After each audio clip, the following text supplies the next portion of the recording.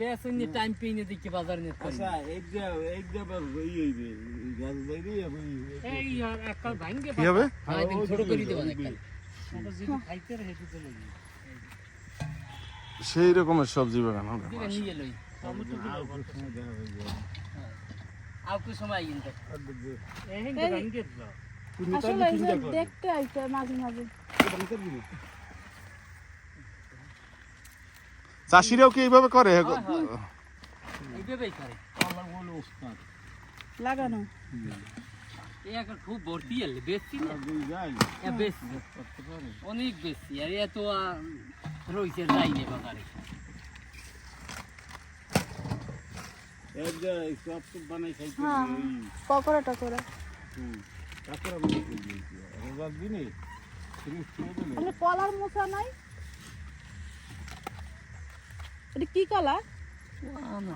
ও মোচা খাই না না আনাজ গেলে একটা ভালো না আজকে গেলে একটা ভালো আমরা ওই আর দিলে পাইবো কোথায় কাঁঠালি কলারটাও খাই ওটাও মজা লাগে ওটা খাইতে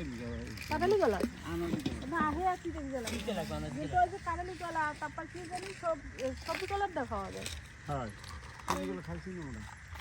এটাও মজা বেশি বেশি মানে এই তো ভারতের এই করলে ময়লা হয়ে যাবে না ময়লা হবে কেন আরে লাগবে না পাতা ওইগুলো হালাই দিতে ময়লা হবে কেন এমনি ফ্রিজে রাখলে ময়লা হবে আরে এমনিতে কইছি আরে ও হে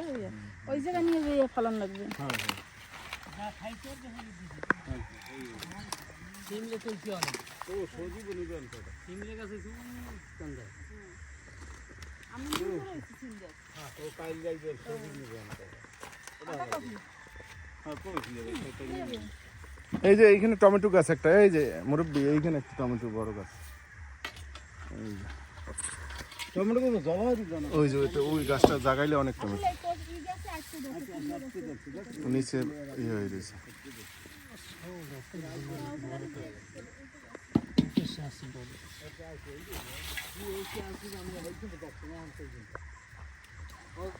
ওই লেজে দেখতে না কি মাছ গাছ লাগাই দিছে